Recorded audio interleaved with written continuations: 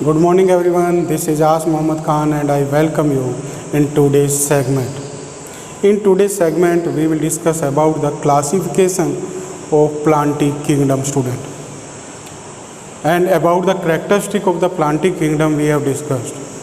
There are some important characteristics are found in the plantic kingdom and all those characteristics are common in all the plants that come in this category. Like they are autotrophic and they have the eukaryotic plant cell in them and they have the large size vacuole. With this they have the plastids. Different type of plastids are found and they store their food in the form of starch. So these types of important characteristics we have discussed today. Today we will discuss about the classification of this kingdom. So this kingdom is classified by a great scientist and the name of that scientist is Eckler student. Eckler classified this kingdom into two sub-kingdoms in 1883. Who classified? You learn it. Eckler classified this kingdom into two sub-kingdoms. Now what are those sub-kingdoms student? First is Cryptogam, second is Phanerogam. Now what are the Cryptogam? It is the sub-kingdom of the plant student that does not have seeds and flowers. With the help of this, you can know about this kingdom. Crypt means hidden. Gam means marriage. Means the plants that have the hidden marriage, means they don't have the reproductive parts in the form of flowers and the seeds, come in this kingdom student, and that kingdom is known as Cryptogam. And they come in the category of, means the plants that come in this category are less developed, means the lower plants come in this group, means come in this sub-kingdom. And with this student, all the advanced plants or the higher plants may be evolved with the help of these plants, with the help of Phanerogam. Means these Phanerogam may be developed from the Cryptogam student, Cryptogam.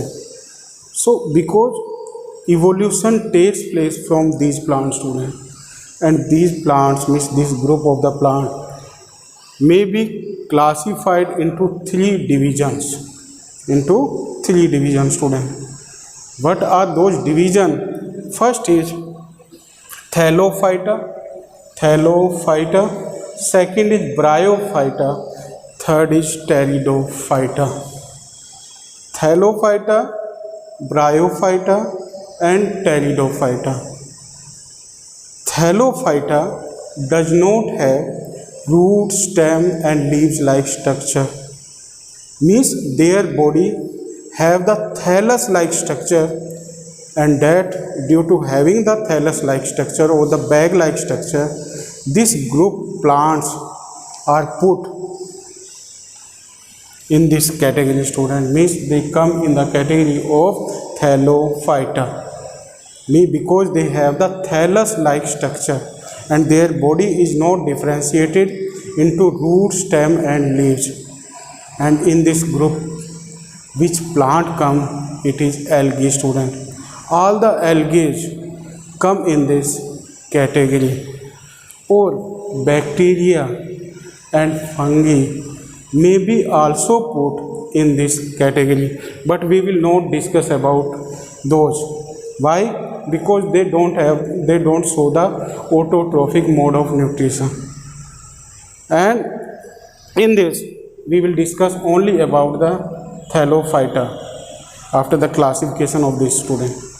Next is Bryophyta.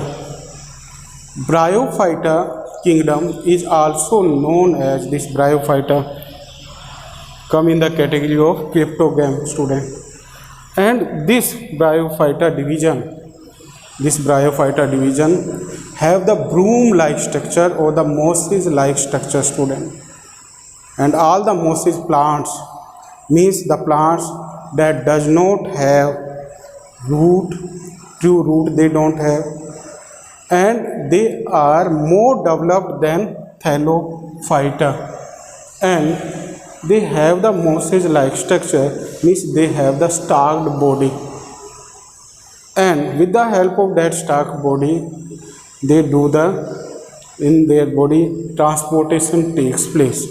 And in this the plants that come is funaria, and there are many examples, students. We will discuss about those examples in detail one by one. Next is pteridophyta. Talion means, here the P will remain silent, students. Some students say it pteridophyta, but it is wrong pronunciation. What is the correct pronunciation of this? Is pteridophyta. Pteridophyta is the division of the cryptogam, student, and in this the plants that come have the feather like structure, and due to having the feather like structure they are categorized into this group, or they are put in this group, student, because they have the feather like structure. And the example of this group is fern plant, student, fern plant. And in general these plants are found in the terrestrial habitat. Like this bryophyta plants are known as amphibian plants because they are found in both type of habitat, terrestrial as well as aquatic. That's why they are considered as amphibian plants. But pteridophyte plants in general they are found on the terrestrial habitat, and in the terrestrial habitat for survival in the terrestrial habitat, what they have root, stem and leaves in them, means their body can be differentiated into root, stem and leaves. Now we come on the next sub kingdom, student. It is phanerogam. Phanerogam is sown marriage, means they have the reproductive parts in their body, student, means they may have flowers and seeds. That's why this division is known as phanerogam. Now this division, this kingdom is again divided into division, student. There are two divisions of this sub kingdom. First is gymnosperm. Second is angiosperm. This plant, means this group plants, are more advanced than cryptogam plants, and their body can be differentiated into root, stem and leaves easily, and they are evolved, means all the phanerogam are evolved from the pteridophyta. So we can say that the ancestor of the phanerogam is pteridophyta, means the pteridophyta plants are the ancestor of the phanerogam. Now in this it is divided into two divisions, gymnosperm and angiosperm. Now what are the gymnosperm, student? Gymnosperm are the plants that have naked seed. Gym means naked, sperm means seed, means the plants that have the naked seed, and due to having the naked seed they reproduce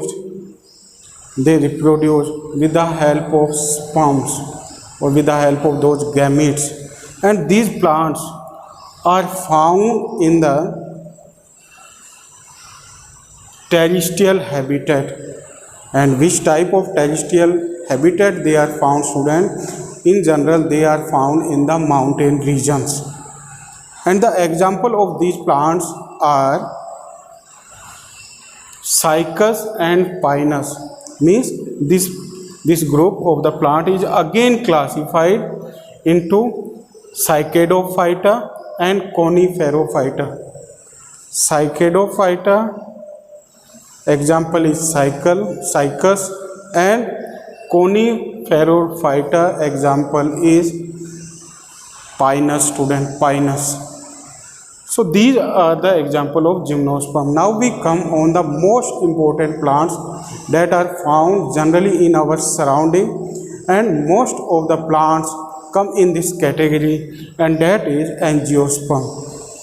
And what is the specialty about the angiosperm, student? Their flower and seed we can easily observe, and they have the covered seed, means on their seed there is seed coat is found. That's why these plants are known as angiosperm. Now angiosperm are divided into two groups, student. First is dicot, second is monocot. Dicot plants have the two cotyledons.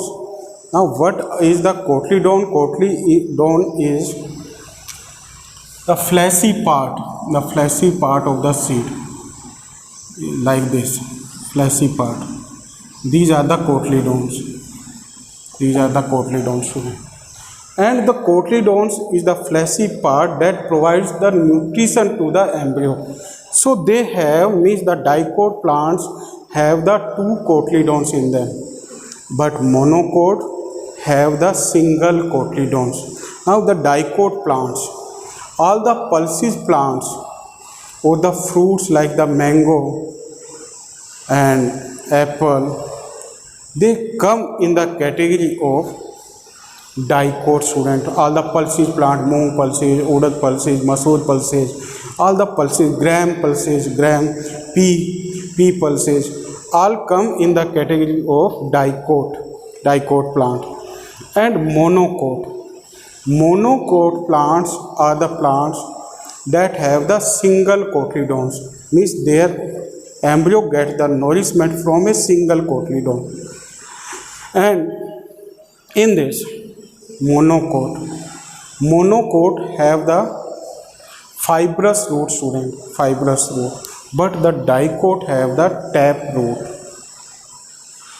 Another thing about the monocot, student, their leaf have the parallel venation, but dicot plants have the reticulate venation having leaves, means the venation that is found in their leaf is reticulate.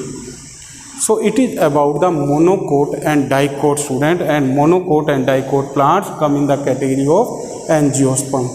And these plants are the most advanced plant if we compare them from the other group plant, student. Like if we compare them from the gymnosperm or the cryptogam, then they are more advanced. So it is about the classification. Now one by one, first we will discuss about the cryptogam, student, and in this we will discuss about the Thallophyta. So in our next segment we will discuss about the Thallophyta, and in the Thallophyta we will discuss about the algae and their importance and the harmness in our daily life we will discuss. So thank you very much and have a pleasant day.